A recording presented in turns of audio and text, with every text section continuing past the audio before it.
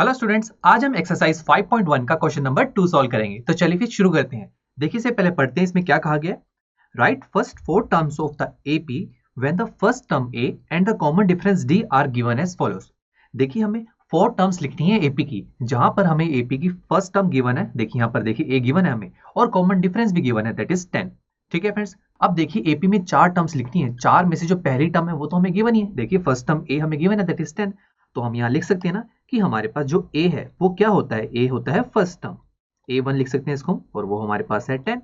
ठीक है फ्रेंड्स, और डी तो हमें गिवन है, दैट इज 10। अब मुझे सेकंड टर्म निकालनी है, तो सेकंड टर्म के लिए क्या करेंगे, मैंने आपको समझाया था जब भी हमने एपी की कोई टर्म निकालनी होती है तो हम उससे पहले वाली टर्म की हेल्प लेते हैं। तो A2 निकालना है तो A1 की हेल्प लेंगे और इसके अंदर D को ऐड कर देंगे। तो देखिए A1 की वैल्यू है 10 और D की वैल्यू भी है 10, तो आंसर आएगा 20। देखिए ऐसे A3 भी निकालिए। A3 क्या होगा, A2 plus D, second term plus common difference. Second term देखिए कितनी आई हमारे पास 20 प्लस डिफरेंस है 10, तो ये हो जाएगा 30।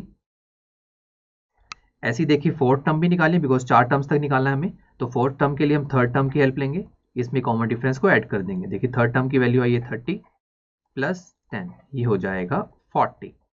ठीक है फ्रेंड्स, तो देखिए अब हम देखिए फोर टर्म्स लिख सकते हैं एपी की, वो क्या बनेंगे देखिए 10 कोमा सेकेंड टर्म देखिए 20 comma third term 30 and fourth term 40।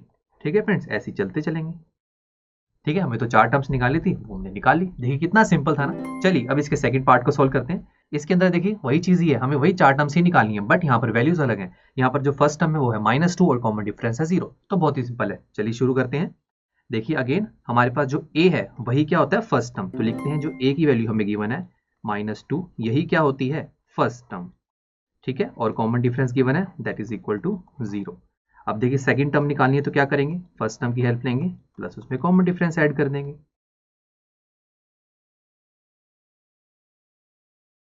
ऐसे ही देखिए थर्ड टर्म के लिए क्या करेंगे, second term plus common difference. Second term देखिए हमारे पास आई -2 plus 0 and answer is -2। Next is fourth term के लिए हम थर्ड टर्म की हेल्प लेंगे plus common difference which is equal to, देखिए थर्ड टर्म है -2 प्लस 0, ये हो जाएगा -2। तो देखिए हमेशा जो टर्म्स क्या आ रही है वो -2 ही आ रही है। तो हमारे पास चार टर्म्स क्या बनी है पेगी, -2।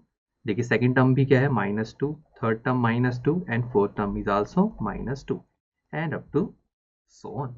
देखिए कितना सिंपल है। चलिए अब आगे चलते हैं, इसके थर्ड पार्ट को देखते हैं। थर्ड पार्ट में देखिए ए और डी की वैल्यू बदल दी, कोई बात नहीं, वही तरीका हम अपनाएंगे। देखिए ए जो कि है A1 which is equal to A, हमें गिवन है दैट इज 4। ठीक है, और कॉमन डिफरेंस हमारे पास है -3।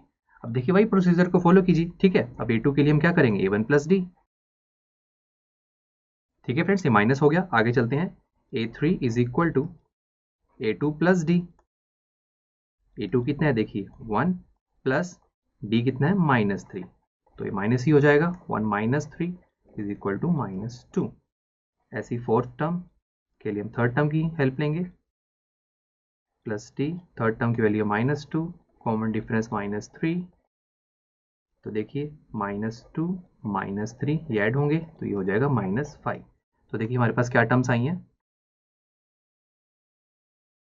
4 जो हमारी फर्स्ट टर्म है, second term I 1 -2 and -5 and up to so on. ठीक है, चलिए अब इसका जो फोर्थ पार्ट है उसे सॉल्व करते हैं। उसके अंदर देखिए क्या कहा गया है। तो देखिए फोर्थ पार्ट में भी हमें ए यानी कि फर्स्ट टर्म और डी यानी कि कॉमन डिफरेंस गिवन है। हमें क्या करना है, हमें एपी की फर्स्ट फोर टर्म्स की फॉर्मेशन करनी है। तो चलिए शुरू करते हैं। देखिए जो ए है जो हमारे पास गिवन है इसे हम क्या बोलते हैं, A1 भी बोलते हैं एपी में। ठीक है, जो कि फर्स्ट टर्म है और हमारे पास इसकी वैल्यू गिवन है -1, और D that is common difference, इसकी वैल्यू गिवन है हाफ। अब देखिए हमें फर्स्ट टर्म तो एपी की मिल ही गई ऑटोमेटिकली, दैट इज -1, बिकॉज जो ए है वही क्या होता है A1। चलिए उसके बाद देखिए सेकंड टर्म डेराइव करते हैं। अब सेकंड टर्म फॉर्म करने के लिए हम क्या करते हैं, फर्स्ट टर्म की हेल्प लेते हैं, दैट इज A1, ये मैंने आपको बताया था, और इसमें डी को ऐड कर देते हैं। तो देखिए फर्स्ट टर्म कितनी है हमारे पास -1 प्लस डी को ऐड कर दिया दैट इज हाफ। तो देखिए एलसीएम ले लीजिए, तो ये कितना हो जाएगा -2 + 1, तो ये हो जाएगा आपके पास -1/2। ओके फ्रेंड्स, चलिए अब थर्ड टर्म फॉर्म करते हैं। अब थर्ड टर्म फॉर्मेशन के लिए हमें किसकी हेल्प लेनी होगी, उससे पहले वाली term that is A2 plus इसमें कॉमन डिफरेंस को ऐड कर देंगे। तो देखिए A2 कितना है -1/2 प्लस ये भी हो गया हाफ, तो देखिए तो कैंसिल आउट हो जाएंगे बिकॉज एक माइनस में और एक प्लस में, तो आंसर कितना आएगा 0। और उसके बाद देखिए जो फोर्थ टर्म हमें डेराइव करनी है उसके लिए हम किसकी हेल्प लेंगे, थर्ड टर्म की, और उसमें कॉमन डिफरेंस को ऐड कर देंगे। तो देखिए A3 थर्ड टर्म किस क्या है हमारे पास 0 आ रही है देखिए, और D कॉमन डिफरेंस क्या चल रहा है 1/2, तो देखिए हमारे पास कितना आ जाएगा आंसर 1/2। और तो देखिए हमारे पास 4 टर्म्स बन गई AP की, और वो क्या है देखिए मैं आपके सामने यहाँ लिख के दिखाता हूँ। देखिए फर्स्ट टर्म क्या है -1, comma second term -1/2, comma third term 0, fourth term half, और ऐसी अप टू सो ऑन। ठीक है फ्रेंड्स, देखिए हमारे पास एपी बन गई। चलिए अब इसका जो लास्ट पार्ट है यानी कि फिफ्थ पार्ट उसे सॉल्व करते हैं। इसके अंदर देखिए जो फर्स्ट टर्म है हमारे पास गिवन है that is a1 which is equal to a is -1.25 और कॉमन डिफरेंस है 0.25 -0.25। तो चलिए अब सेकेंड टर्म सोल्व करने के लिए हम क्या करेंगे, first term a1 plus d, तो देखिए a1 कितना है -1.25 प्लस -0.25, तो ये हो जाएगा -1.25 -0.25, तो आपके पास आंसर आएगा -1.50। ठीक है फ्रेंड्स, चलिए अब थर्ड टर्म निकालते हैं। थर्ड टर्म के लिए हम सेकेंड टर्म की हेल्प लेंगे, प्लस कॉमन डिफरेंस ऐड कर देंगे, तो -1.50 हमारे पास सेकेंड टर्म आई है, प्लस कॉमन डिफरेंस है -0.25, तो ये हो जाएगा -1.50 -0.25, तो ये हो जाएगा -1.75। And next is fourth term which is equal to third term plus common difference, तो वैल्यूज पुट कीजिए।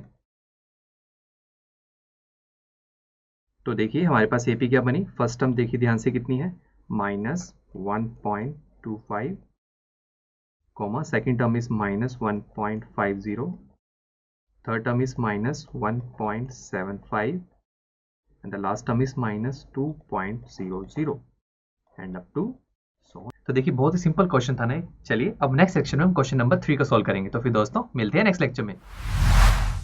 आई एम श्योर स्टूडेंट्स आपको ये लेक्चर काफी पसंद आया होगा और ऐसे ही मजेदार तरीके से अपने हर एक कॉन्सेप्ट क्लियर करने के लिए डाउनलोड कीजिए PUStack ऐप को, जहां पर आपके पास और भी बहुत सारे ऑप्शंस होंगे जैसे कि back exercise solutions, tip videos, sample papers and much more. So what are you waiting for? Download the app now.